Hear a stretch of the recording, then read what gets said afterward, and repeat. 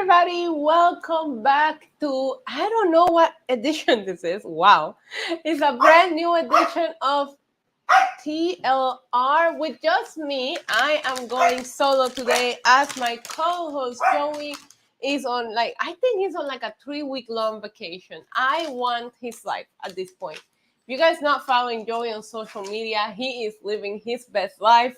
And I'm a little bit jealous. Thank you, Ricky, in the chat for reminding me that this is episode 53 of TLR, the Ludicrous Report. I am Diva Incarnate, NYC Demon Diva, Isa, whatever you know me as. And I am here to talk to you about the latest pop culture news, whatever is happening in the world of celebrities.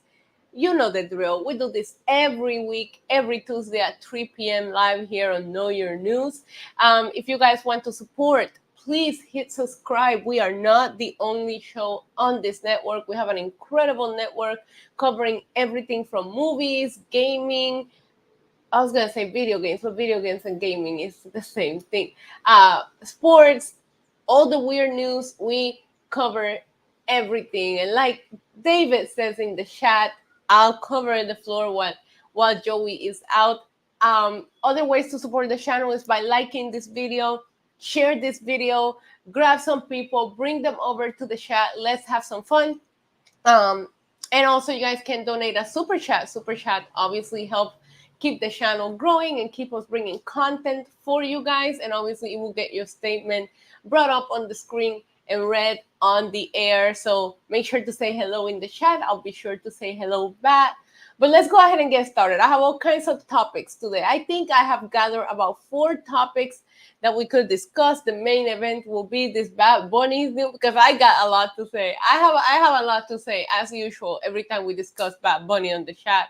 I always have a lot to say, but I'm going to start with one. I wish Samantha was in the chat right now because I want to start with one that had me shook. I read this one around the weekend and I was like, oh, I have to talk about it on Know Your News because if you guys are regulars of this channel, you know that me and Joe, we talk a lot about conspiracy theories, and we know that a lot of things happen not organically necessarily, right? So this report, I am pulling it from Us Weekly, and it says the author Danny Pellegrino explains why he thinks that the NSYNC reunion that we saw recently, you guys know NSYNC reunited. They came out with a song for the movie Trolls. They were in Hot Ones. They were everywhere. TikTok, all of their social medias just showing the reunion of NSYNC. I was one that I was like, go on a tour, take all of my money. I want to see them together. But now Danny is saying, hey, this was a PR stunt for Justin Timberlake. Guys, I was shook. I was shook because I can see that. I think he has, I'm not saying I believe that that's what happened, but I think he has a valid theory because this all happened weeks before the release of the Britney Spears book release. So obviously it kind of makes sense because I think the person that got the most damage out of the entire Britney Spears book was probably Justin Timberlake. Now, I'll read you guys what the report says a little bit. Let's go over it. It says podcast host Danny Pellegrino isn't afraid to tackle Hollywood's biggest headlines. And his first hot take, he thinks that NSYNC recent reunion was a PR stunt to help Justin Timberlake ahead of the Britney Spears book release. I read the whole Britney book, and there is a lot of stuff about that man. It was sad to me. I mean, all the stuff about our relationship with Justin, I was just thinking back to that time when we were sort of obsessed with that relationship, and I remember them showing up at the awards, etc., etc. We all have gone through. If you lived during that era, we were all really obsessed with them. I was one of them. So it says Timberlake, 42, was the subject of many of the book's biggest revelation. Not only Spears revealed that she got an abortion during the relationship, allegedly, because Timberlake was not ready to become a father, but she also claimed that he cheated on her multiple times and broke up with her via text. I personally think the abortion was the biggest thing. Everything else, given their age and the time and their fame, I wasn't too surprised by some of the things that she revealed. I don't think that Britney was perfect in that relationship either. And she admits to a little bit of it. I haven't finished the book yet. I'm listening to the audible of it, about halfway there. So she wasn't a perfect saint in the relationship either. But the abortion news is kind of sad. So I can see this take having, I mean, I'm not saying it's what happened, but I can see how somebody will come up with that take. Joseph says it's really a publicity stunt. It throws um it throws a bad movie where they have to do it. I almost call BS on that one. I like that. The timing of the reunion will make sense. Last I heard, Justin is going to run away to Mexico to escape the damage of the Britney Spears memoir, especially when he allegedly forced her to get an abortion. You know, I think there had to be some kind of like mutual agreement there, but maybe that's just me because there's no way anybody can force me to do anything I don't want to do. But you're not in their shoes. You're not in that situation. You hear the cars going by. So you never know if there was a lot of factors that came into play, including how famous they were, how young they were, etc. But I will say that I do think that is the biggest revelation of the book is the whole abortion thing. Um, Not saying that I fall for this one, like you said, Joseph, but I can see why people will come up with this take. It has a little bit. It's a little bit of it can leave you thinking. It can leave you thinking, you know. So Danny, I'm not 100% with you, but if I was in a conversation, I would have been like, I can see where you came up with that. Don't necessarily agree, but I thought it would be interesting since we've been talking so much about NSYNC, Justin Timberlake, and Britney. And I think the past few weeks, me and Joey share our conspiracy theory about this Taylor Swift and Travis Kelsey like relationship being a PR stunt because there is a conspiracy theory out there for that. So I'm always gonna bring in any fun conspiracy theories that we can speculate about. So let me know in the chat if you're watching later. Let me know in the comments if you think that the NSYNC reunion was just a PR stunt, or to kind of like protect Justin Timberlake, or do you think that he's reaching? Let me know in the chat. Now the second one that I have, this is a fun one. Maybe, I don't know if it's fun or not now that I think about it, but you guys know I'm a big fan of North West, Kim and Kanye West's daughter. And Kim Kardashian has revealed to People Magazine, I am on People Magazine, and Kim Kardashian reveals that her daughter North fully scams people she knows with her lemonade stand. Now, I seen some posts. I think it was Scott Disick who posted a picture of the kids at the lemonade stand, and I thought it was cute. I'm like, oh my gosh, she's a little entrepreneur like her mom. So I'll read you what it says. She says, the report says Northwest is following in her mom's Kim Kardashian entrepreneur footsteps. In a new interview with GQ, published Tuesday, the Skims mogul revealed that her daughter, 10, I can't believe she's 10 already, will take advantage of people she knows visiting her lemonade stands, charging them 10 times more than the average customer. She says if a random person stops by, she will charge them only $2 for the lemonade. But if she knows you, she will charge you a full $20 for her lemonade, or tell you she doesn't have any change. You would think she'll be scamming these strangers because they're gonna be like, oh my god, a lemonade from Northwest. She's like a little bit of a celebrity at this point, right? So she should be like celebrity lemonade stand and be scamming people. So I'm not sure if this is fun and wholesome or if we should be concerned. I also recently saw a report that well, I think it was on the Kardashian show. I haven't been keeping up with the Kardashians, sorry, not sorry. But the report stated that excuse me, that North told Kim, and Kim was struggling with the fact that she liked being at her dad's more because there's no nannies, there's no chef, there's no cleaning person. It feels like a normal home. And obviously, as you guys know, Kim has a lot of money and she has nannies, she has cleaning people, she has chefs, she has everything. And I think that Kim said she was struggling with the fact that North expressed wanting to be at her dad's more just because of the mere fact that it feels more like a normal home. And I don't know what it's like to grow up in that kind of environment, but maybe she just likes being at her dad, you know, like I don't know, but her scamming people $20 for a lemonade is LA. I think I pay more for a lemonade in LA. So at least she's learning. She's gonna try to make her own money by selling really expensive lemonade. Our next topic, I think I'll get through this show pretty fast today until I get to Bad Bunny at least. Now, this one is interesting, and I can wait to hear what you guys have to say. Because the next one, I know this is kind of sports related, but it's on TMC, and it's about Patrick Mahomes. The headline, I wish Joey was here. I really wish Joey was here for this one because the headline says Patrick Mahomes wear the same undies every NFL game. And he also says, I wash them sometimes. What? I guess he has his lucky underwear. Anyways, it says, Patrick Mahomes has played more than 100 NFL games.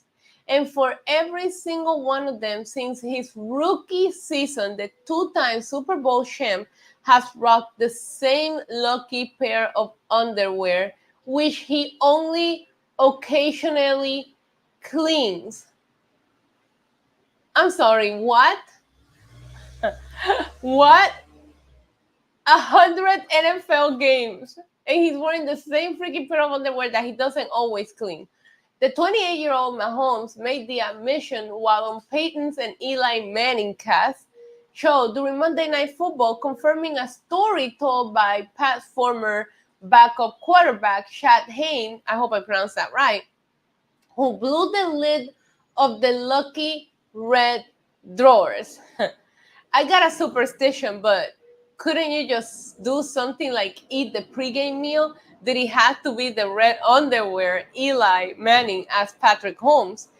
He says, first, my wife Brittany got them for me, so I'm not throwing all down, but I have to wear them. Mahomes responds, adding, at the same time, I threw them on that first season, and we had a pretty good season that season. I only wore them for game day, though, so they're not too worn down. 100 times?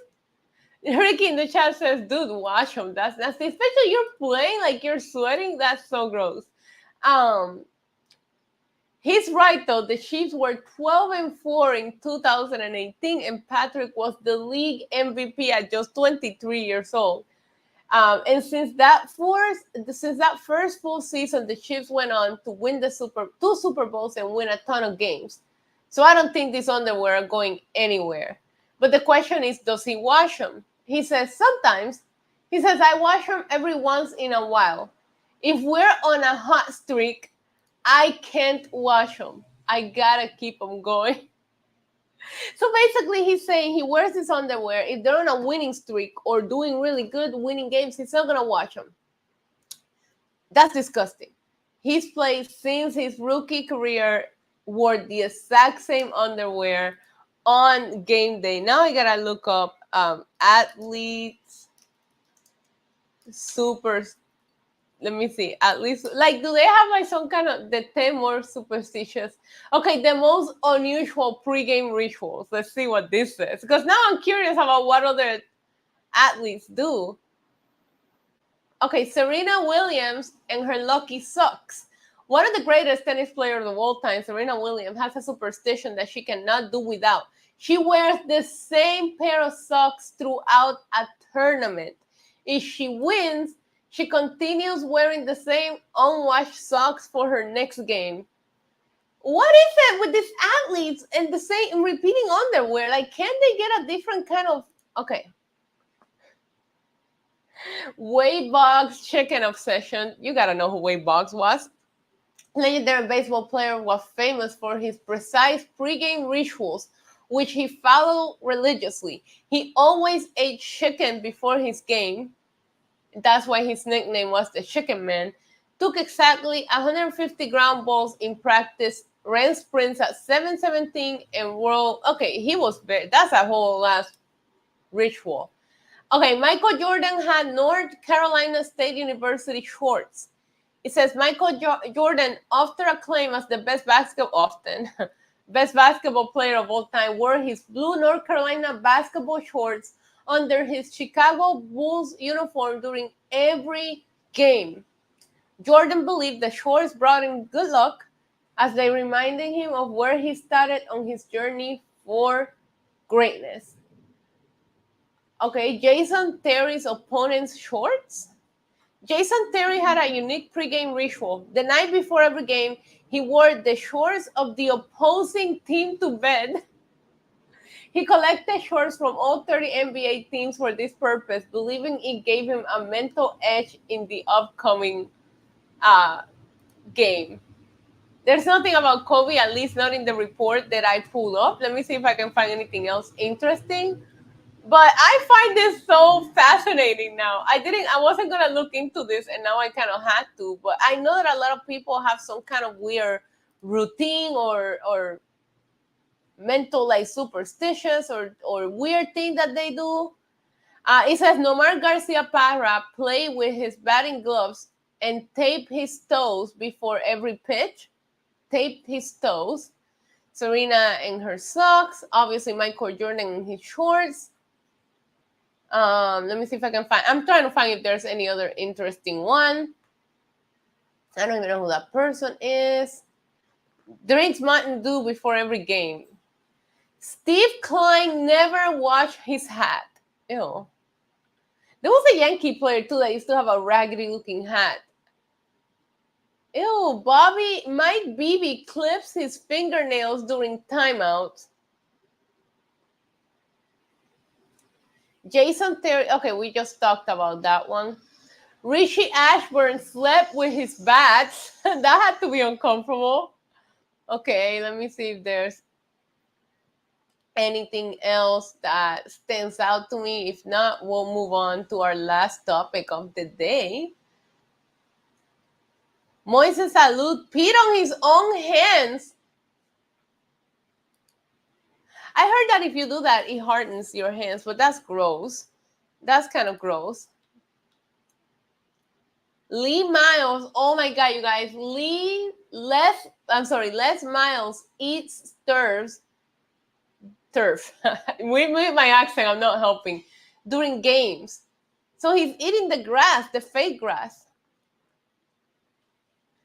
NASCAR has several superstitions, but most notably doesn't allow peanut shells on the track.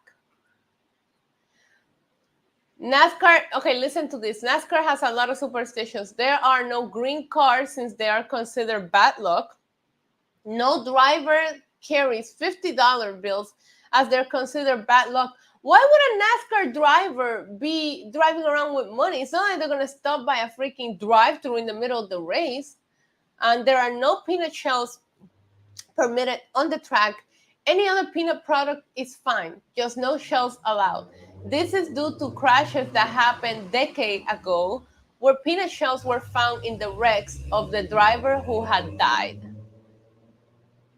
Thank you for the noise. Vladimir Guerrero has his teammates help him dirty his own helmet. John Henderson loves getting slapped across the face on game day. Okay, now you got my attention. It says here, NFL defensive tackle John Henderson is an intense man.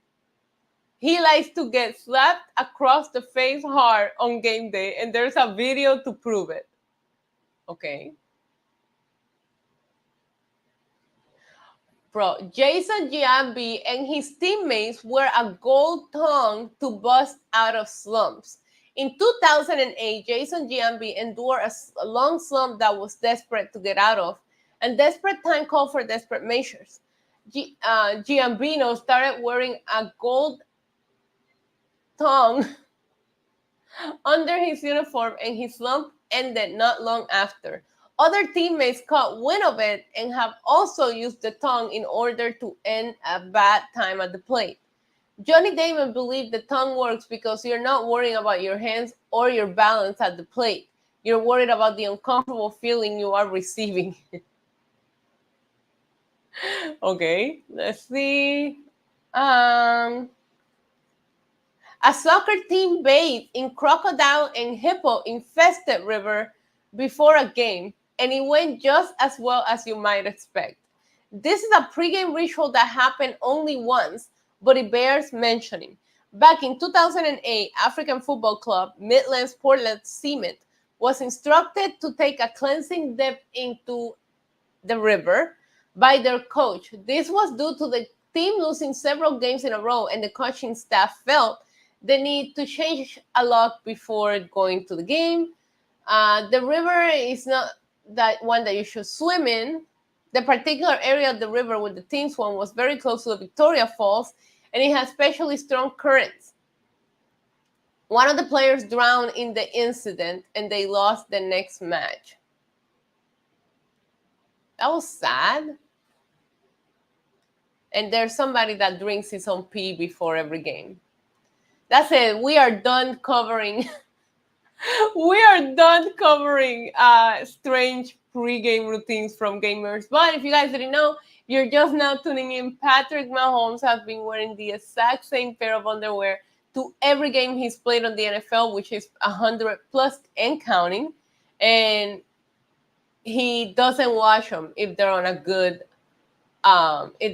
streak. So last topic of the day. Obviously, I'm going through the show today a little bit faster since I don't have Joey here with me. But I have good news. Me and Joey are about to be reunited in Chicago. So I'm so excited to see him and hang out with him for Survivor Series. Now, I don't know if you guys have heard this, but I have all the tea on the robot Bad Bunny AI song that went completely viral on TikTok. Now, I am on the Bad Bunny side of TikTok, my For You page on TikTok, because I only post on my own TikTok. You're welcome, guys, because we weren't here last week. I wasn't going to not give you some TLR 2 weeks in a row. So I post on TikTok is the wrestling of Bad Bunny. So obviously, you guys know how the TikTok algorithm works. Everything that gets shown to me on my For You page is either Bad Bunny or wrestling or dogs. Anyways, I actually had not heard this clip, but I do follow Bad Bunny on WhatsApp. He has a channel where he's able to update us. He can talk to us. We can talk to him. We can react to what he has to say. Now, the reason why I'm bringing this up is because I had no idea about the AI song until he brought it up. So I wonder how many people actually found out about it because of him. Because when I opened, and it was going viral. They even made a little dance, but we should go, maybe we'll go live on my channel and do a little predictions, because we won't be there on TLR days. But when I open WhatsApp and I go to Bad Bunny's channel, which he hasn't talked to us in days, he has 19.7 million followers on his WhatsApp channel. So I feel like he gave it more exposure here than it was getting on TikTok. So I'm not sure that he helped his case. But the other day, I think it was last Monday, Bad Bunny sent a message on his WhatsApp channel. And he says, well, he started with today's Monday. He said, do something. And then he said, there's people that I understand and there's people that I just don't agree with. He said, there's people I connect with and people that I don't connect with. Then he says, this is when it gets stressful. If you guys like that shitty song that is viral on TikTok, leave this group immediately. You guys do not deserve to be my friends. This is why I made the new album, to get rid of the people that are not real fans. So leave now. Charros, which to us that means like lame, Then he said, my God. Then he says, I don't want you at the concert or the tour either. And then he said, what are you guys up to? He really talks to us like if we could talk back. So when he said that, I was like, what shitty viral TikTok song? So then I went down the rabbit hole and I found it. Now I found there's a clip of it that's going viral. It's about 15 seconds. They made the kids over on the TikTok, made a little dance to it. And I do gotta say that particular part of the song I don't like it. I don't condone it. AI is crap. Like that part of the song, I think is what sounds the best. If you hear the whole song, the song is created by this company, or it's called Flow GPT Music, and the song has it's called Nostalgia, and it features AI generated voices of Justin Bieber, Daddy Yankee, and Bad Bunny. The beginning part of the Bad Bunny part doesn't sound like him. I think it sounds like if Bad Bunny uses autotune, and Bad Bunny doesn't autotune his voice. So that's why when I hear it, I can hear the little AI thing of it. But it is a scary thought, because if you're just like listening to it real quick and not paying attention, you might think, oh, where did this Bad Bunny song came from? Like, is this a feature? Where can I find it? And if Benito says don't listen to the song and don't like it, I'm not gonna like it. But there's a report here on hiphopnews.com, and it says Bad Bunny angrily responds to shitty song that uses AI version of his voice. Bad Bunny has discovered that a popular TikTok account known for using his AI versions of popular celebrity voices in mashups has now used his voice, and the superstar is not too pleased about it. Flow GPT Music created a mashup track called Nostalgia, which features AI voices of Justin Bieber, Daddy Yankee, and Bad Bunny. Business Insider said that they received access to a private WhatsApp channel. That's what I was just reading, you guys. I gave you the report before reading it. Bad Bunny isn't the only artist who have been critical of artificial intelligence. Over the summer, Ice Cube told Piers Morgan that he was entirely against the idea, claiming that it strips the creativity out of the music making process. I think it's terrible. Ice Cube says it's going to make people lazier and less creative. On the flip side, Timberlake unveils his plans to venture further into AI generated voices. I don't like it. And I think people are just like making it go viral because it's going viral, but I think the new album is better than that clip, you know. But Bad Bunny, if you go to Bad Bunny's TikTok right now, you guys, he deleted every TikTok he ever made. And it's sad because Bad Bunny was all pro TikTok. Wait, am I on TikTok? No, I'm on YouTube. Hold on, I confused my app. Oh, that's the clip. That's the clip. Look, I'll play you like 5 seconds of it so we don't get copyright claim. Wait, I'm not supposed to like it. I'm not supposed to like it. I'm sorry. Anyway, it sounds like him.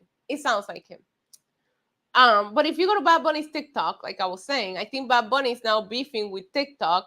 Some people were saying over on the TikTok that Bad Bunny was trying to get the song deleted. Like he was trying to get TikTok to take the song down. I don't know if that's true. I don't know where it went. For some reason, it's not letting me search. Okay, there we go. Bad Bunny. Bad Bunny raps about TikTok. He's always on TikTok. No videos. He deleted everything. He's always on TikTok. He's always commenting on people's stuff. But now, nothing. I don't want TikTok without Bad Bunny, you know? So anyways, I don't know if he's beefing with Bad Bunny. Bad Bunny is known for doing this all the time. You guys didn't know, he goes on his Instagram. He used to have all kinds of posts. He archived everything. I think he did that before the last album dropped. And yeah, and then he like started posting again. Then he archived everything. And I don't even know how many posts he has on Instagram right now. But the whole point is that I don't know that necessarily means he's like mad at TikTok like people think he is, because he has 3 posts now. And he's not following anyone. He will just follow, if he's working with WWE, he'll follow them while he's working with them. If he's like doing a concert, he'll follow that arena for like a day. So Bad Bunny has a weird social media strategy that is obviously working for him. Look at how big he is. I'm not sure him deleting his TikToks is in retaliation to this AI song, and I'm also not sure that he tried to have the clip taken down. I'm not even sure if he can. That is my main question for you guys watching. How do you copyright claim that? You can't. it's not really you, it's an AI generated. This could like really affect all kinds of the business. I'm with Bad Bunny and Ice Cube here. I think it's weird. um I was watching a review. I'm sorry, I'm going off topic here. I was watching a review of the Marvels. I'm not planning on seeing it, so I was watching reviews, and somebody said that they thought the movie was so bad, and they were wondering if it was written by AI. And that's what I think about this. Like, is AI gonna start writing our movies, acting in our movies, making our music? It's not the same. It's not the same. So, before I wrap it up, let me read what you guys are saying in the chat. Joseph says Logan Paul, shortly after beating Rey Mysterio, called out Bad Bunny. Yeah, he said he could be. He said a lot of things, but I mean, they have like a legit beef. I'm not sure if it's like a legit beef, but Bad Bunny made one of his music videos a documentary about things that are going on in Puerto Rico, and he mentioned how Logan Paul moved here for tax purposes. He mentioned Logan Paul by name in that documentary, so I'm not sure that. I mean, it's wrestling; they can make whatever they want happen. But I don't know if I see that match happening. If I'm being honest, I think it will sell. I think it will go crazy, but I will put the rub of these two viral guys in complete different ways with complete different audiences. If you can have them both in the same pay-per-view, I will personally have them face different people just to bring more audiences in. You know what I mean? And to give the rub to other people. So that's just my opinion. If it happens, I think it will be great. I just have a really hard time thinking who will carry the match. And I don't know, they will probably prove us wrong if they go at it, because the one thing that both Bad Bunny and Logan Paul have done is just turn out to be the best freaking celebrity wrestlers that we've seen. And I don't even consider celebrity wrestlers anymore. I consider they're both real wrestlers at this point. So they have proved us wrong when it comes to that. But it's like you always see them working with somebody that you know can call the match, can give them guidance. They're not both Puerto Rican. You stop that right now. You know, I only say that point. Who's gonna give him the guidance, call the shots, like if something goes wrong? Like, remember when Logan Paul had on his podcast talked about what happened with Ricochet? It was like, oh yeah, it was a botch, and he said, and I didn't know what to do from there. I'm new, and it's like I feel like they need to work with someone that can just pick them up and keep them going. I think Logan Paul has a lot more matches and training in him to be able to do that. And I think that Bad Bunny has the lifelong fandom in him to be able to do that. But I just don't know that. I don't know how a match between the two of them will go. Because even if you go back and watch Backlash, you have to give a lot of credit to Damian Priest. And if you watch the Logan Paul matches, as good as he is, you also have to give credit to his opponent. So I wonder what them against each other will look like. I'm not sure that I'm ready to see it yet. Apparently, everybody's driving by my building right now. That is it, you guys. Let me know before I wrap it up. Are you guys seeing any new shows? I gotta talk. Joseph's gonna love this.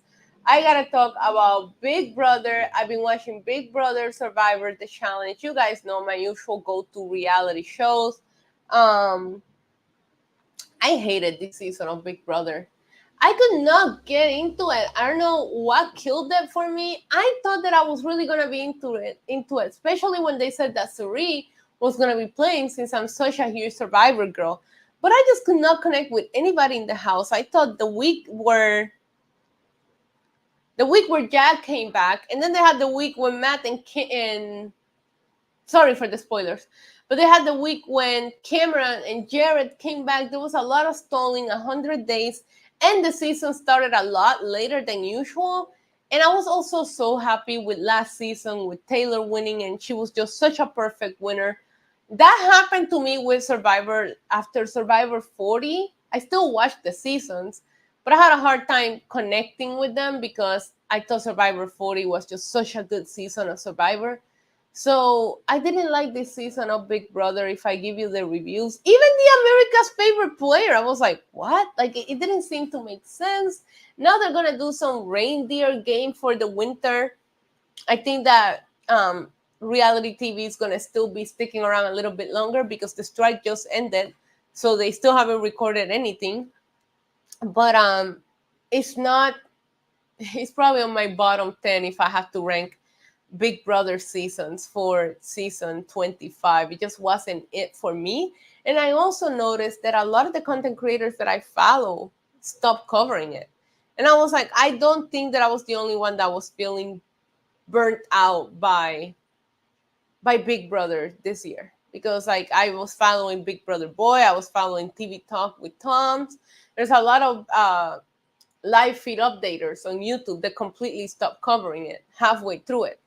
CBS releases winter fall schedule. They're trying to get shows out there ASAP. Shows will premiere after the Super Bowl. Okay, I know that Survivor, this season hasn't even ended, and they're already announcing the next one is going to be in February. I'm like, Jesus, they're like pumping out Survivor seasons like crazy. I like that they could do Survivor during the pandemic too. Like that show barely stopped. I think they might do BB over the top too. I would like that, or a short season. Yeah, I would like that. But they announced that reindeer one, and I know what that's gonna be. It's not gonna be like it's gonna be like a game show, Big Brother based. So that's my review of the season of Big Brother. I mean, I did think it was gonna come down to the two guys that it came down to, but I would have preferred Matt over Jag. I mean, they weren't. It was whatever. Because they were pissed at Survivor Survivor. You know what? Sari played like crap, Joseph. I did not like the way that Sari played. Like, Sari is such a different beast on Survivor, and I don't think that Big Brother was for her. She's a very interesting character. I also think that her playing with her son really hindered her because she was protecting him instead of just going all in like she typically does. But she's also never won Survivor, So, but she Oh no, Joseph, I am a big fan of Sari on Survivor, and I just did not. It felt like I was watching a complete different person on Big Brother, and I was like, where did this come from? Like, she is so much better than. And I was hyping her up to some of my Big Brother friends. I was like, oh, you're gonna love her. She's so strategic. Her social game is ridiculous. And when you saw her night one pouring the champagne, getting to know everyone, I'm like, oh, this is gonna be the Sari. Yeah, she was in her robe. Like, she never even, like, she looked like she didn't want to be there all the time. Anyways, I'm watching the challenge. I'm excited for it, but I feel like if you guys are watching it, it's battle for a new champion. And I know that they're going to bring some of the OG players in, like, halfway through.